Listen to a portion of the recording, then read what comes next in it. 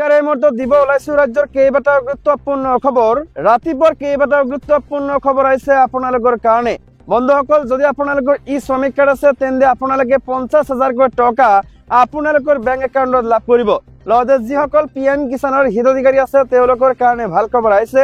PM কিষাণৰ হিতাধিকাৰীসকলৰ কাৰণে নতুনকৈ লিষ্ট মুকলি কৰিছে কেন্দ্ৰীয় চৰকাৰে। এই লিষ্টত যদি আপোনালোকৰ নাম আছে তেন্তে আপোনালোকে লাভ কৰিব 2,000 টকা। লগতে কিছুমান কৃষকে 2,000 পৰা 14,000 টকালৈকে লাভ কৰিব পাৰে, কিয়নো বহুত কৃষকে 7টা নাইবা 8টা ইনষ্টলমেণ্টৰ টকা এতিয়াও পোৱা নাই। এইবাৰে 3টাকৈ গুৰুত্বপূৰ্ণ কাম কৰিলে 7টা নাইবা 8টা ইনষ্টলমেণ্টৰ টকা একেলগে আপোনাৰ বেংক একাউণ্টত লাভ কৰিব। লগতে যিসকল গোটৰ মহিলা আছে তেওঁলোকৰ কাৰণেও আহিছে এটা ভাল খবৰ। আনহাতে যিসকল ৰান্ধনী নাইবা অংগনৱাড়ী কেন্দ্ৰৰ কৰ্মী আছে নাইবা সহায়িকা আছে নাইবা আশা কৰ্মী আছে তেওঁলোকৰ দৰমহা অসম চৰকাৰে অতি সোনকালে বৃদ্ধি কৰিব। এই ভিডিঅ'টোৰ মাধ্যমত কেইবাটাও গুৰুত্বপূৰ্ণ খবৰৰ সৈতে জানিব পাৰিব। লগতে ৰাজ্যৰ মুখ্যমন্ত্ৰী হিমন্ত বিশ্ব শৰ্মাই কেইবাটাও গুৰুত্বপূৰ্ণ মন্তব্য কৰিছে। সবিশেষটো একেলগে এই ভিডিঅ'টোৰ মাধ্যমত জনাম, ভিডিঅ'টো চাই থাকিব। লগতে চেনেলটোত যদি নতুনকৈ আছে তেন্তে চেনেলটো ছাবস্ক্ৰাইব কৰাৰ লগতে ভিডিঅ'টোত এটা লাইক কৰি দিব। তেন্তে আহক বন্ধু বান্ধৱীসকল, আজিৰ ভিডিঅ'টো আৰম্ভ কৰোঁ। ৰাজ্যৰ প্ৰথমটো ডাঙৰ গুৰুত্বপূৰ্ণ খবৰ আহিছে PM কিষাণ কৃষকসকলৰ কাৰণে। PM কিষাণ কৃষকৰ বেংক একাউণ্টত কিমান তাৰিখে সোমাব 19 নম্বৰ কিস্তিৰ টকা।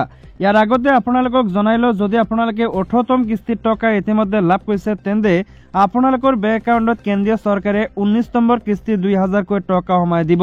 কিন্তু যিসকল কৃষকে 7টা নাইবা 8টা ইনষ্টলমেণ্টৰ টকা লাভ কৰা নাই তেওঁলোকৰ বেংক একাউণ্টত 7টা অৰ্থাৎ 14,000 নাইবা 8টা যদি পোৱা নাই তেন্তে 16,000 এনেকৈ টকা আপোনালোকৰ বেংক একাউণ্টত একেলগে সোমাই পৰিব। কিন্তু ইয়াৰ আগতে কৰিব লাগিব 3টাকৈ গুৰুত্বপূৰ্ণ কাম।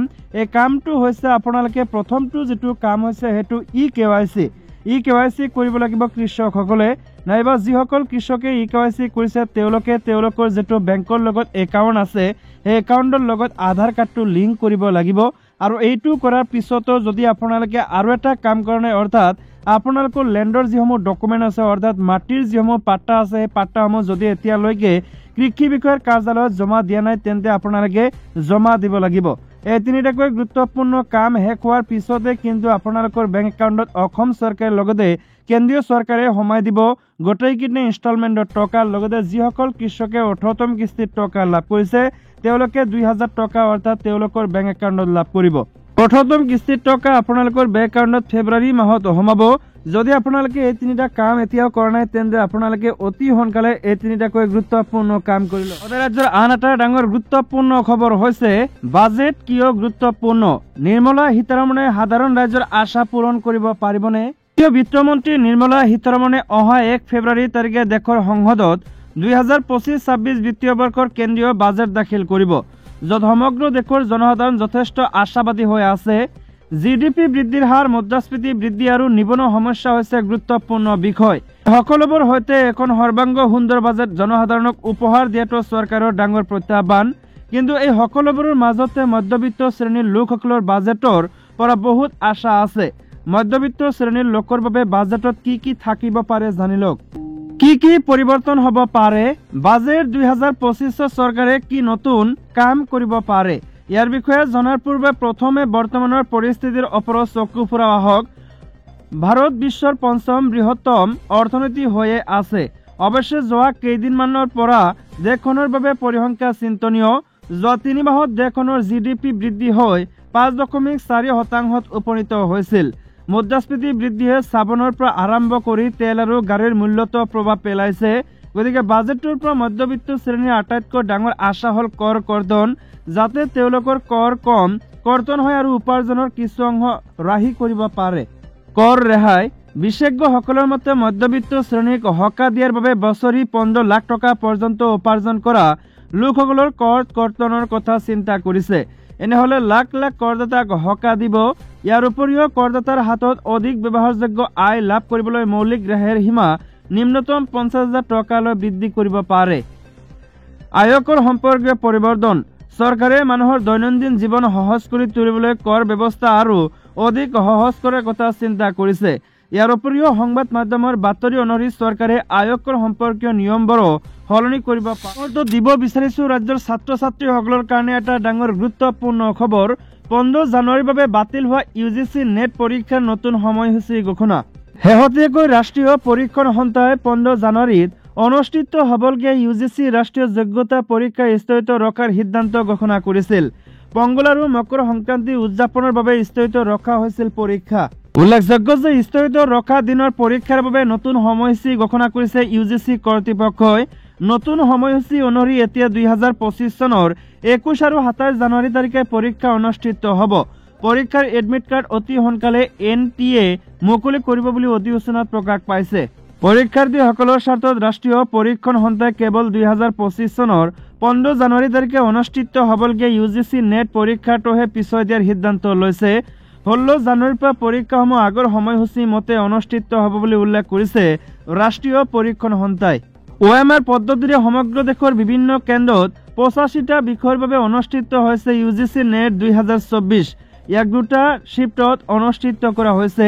প্ৰথম শিফ্টত পুৱা 9:30 বজাৰ পৰা 12:30 বজালৈ আৰু দ্বিতীয় শিফ্টত বিয়লি 3 বজাৰ পৰা 6 বজালৈ অনুষ্ঠিত হ'ব।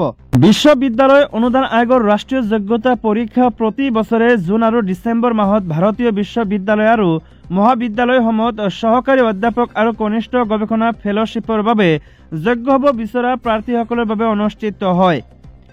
JRFৰ পদৰ বাবে আবেদন কৰা সকলৰ বাবে UGC নেট প্ৰমাণপত্ৰ 3 বছৰৰ বাবে বৈধ। সহকাৰী অধ্যাপক পদৰ বাবে প্ৰমাণপত্ৰ আজীৱন বৈধ হিচাপে বিবেচিত। দিব বিচাৰিছো আন এটা ডাঙৰ গুৰুত্বপূৰ্ণ খবৰ। পুনৰ 370ক লৈ হৰফ মেহবুবা মুফতি। ওমৰ আব্দুল্লাক তীব্ৰ সমালোচনা মুফতিৰ। পিপলছ ডেমক্ৰেটিক পাৰ্টিৰ সভাপতি মেহবুবা মুফতিয়ে জম্মু কাশ্মীৰৰ মুখ্যমন্ত্ৰী ওমৰ আব্দুল্লাক তীব্ৰ ভাষাৰে সমালোচনা কৰে। কেন্দ্ৰীয় চৰকাৰৰ জম্মু কাশ্মীৰৰ বিশেষ ৰাজ্যৰ মৰ্যাদা বাতিল কৰাৰ সিদ্ধান্তক স্বাভাৱিক কৰাৰ পদক্ষেপ লোৱাৰ অভিযোগ তুলি সোমবাৰে হৰফ হয় মেহবুবা মুফতি। মুফতিয়ে অভিযোগ তুলি কয় যে ওমৰ আব্দুল্লাৰ কাৰ্যপ্ৰণালী কেন্দ্ৰীয় চৰকাৰৰ অনুগামী, যাৰ বাবে অঞ্চলটো বিভাজন হৈছে আৰু স্বায়ত্তশাসন হেৰুৱাবলগীয়া হৈছে। ছচিয়েল মিডিয়া প্লেটফৰ্ম এক্সত মেহবুবাই আব্দুল্লাহ আৰু মেহবুবা মুফতিৰ প্ৰয়াত পিতৃ জম্মু কাশ্মীৰৰ প্ৰাক্তন মুখ্যমন্ত্ৰী মুফতি মহম্মদ ছাইদৰ নেতৃত্বৰ শৈলীৰ মাজত তুলনা কৰে। তেওঁ বিপৰীতমুখী পন্থাসমূহৰ ওপৰত আলোকপাত কৰি কয় যে তেওঁৰ পিতৃৰ দৃষ্টিভংগীয়ে এসময়ত তেতিয়াৰ বিজেপিৰ প্ৰধানমন্ত্ৰী অটল বিহাৰী বাজপেয়ীৰ আস্থা লাভ কৰিছিল। আনকি সামান্য ৰাজনৈতিক উপস্থিতিৰেও এজন অদূৰদৰ্শী ৰাজনীতিবিদ আৰু এজন প্ৰকৃত ৰাষ্ট্ৰনেতাৰ মাজত পাৰ্থক্য। 2003 চনত তেতিয়াৰ বিজেপিৰ প্ৰধানমন্ত্ৰী বাজপেয়ীয়ে শ্ৰীনগৰ ভ্ৰমণৰ সময়ত মুফতি চাহাবৰ শান্তিৰ দৃষ্টিভংগীক মৰ্যাদাৰে অত্যন্ত বিশ্বাস দেখুৱাইছিল যদিও PDPৰ মাত্ৰ 16 জন বিধায়ক আছিল। আজি আমাৰ মুখ্যমন্ত্ৰীয়ে 50 জন বিধায়কৰ স্বত্তেও 2019 চনৰ আগষ্ট মাহত দিল্লীৰ এক পক্ষীয় কাৰ্যক অসন্তুষ্ট আৰু স্বাভাৱিক কৰিবলৈ সকলো কৰিলে, যিয়ে জম্মু কাশ্মীৰৰ বিশেষ মৰ্যাদা বিভাজিত আৰু কাঢ়ি লৈ গ'ল।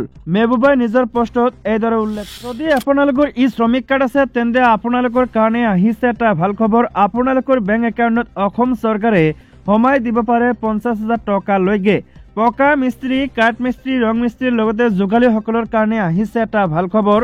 নিৰ্মাণ ক্ষেত্ৰৰ সৈতে জড়িত শ্ৰমিকক চৰকাৰে প্ৰদান কৰিব ধন প্ৰদানৰ বাবে মুকলি হ'ল নিৰ্মাণ শক্তি পৰ্টেল। শ্ৰমিকসকলে আবেদন কৰিব লাগিব এই পৰ্টেলত গৈ। কি কি প্ৰক্ৰিয়াৰে কৰিব পাৰিব আবেদন? আবেদনৰ বাবে কি কি নথিপত্ৰৰ প্ৰয়োজন হ'ব? শ্ৰমিকসকলে aboc.www.assam.gov.in পৰ্টেলত গৈ নিজৰ নাম পঞ্জীয়ন কৰিব লাগিব। এই ক্ষেত্ৰত আপোনালোকৰ শ্ৰমিক কাৰ্ড নম্বৰ লাগিব।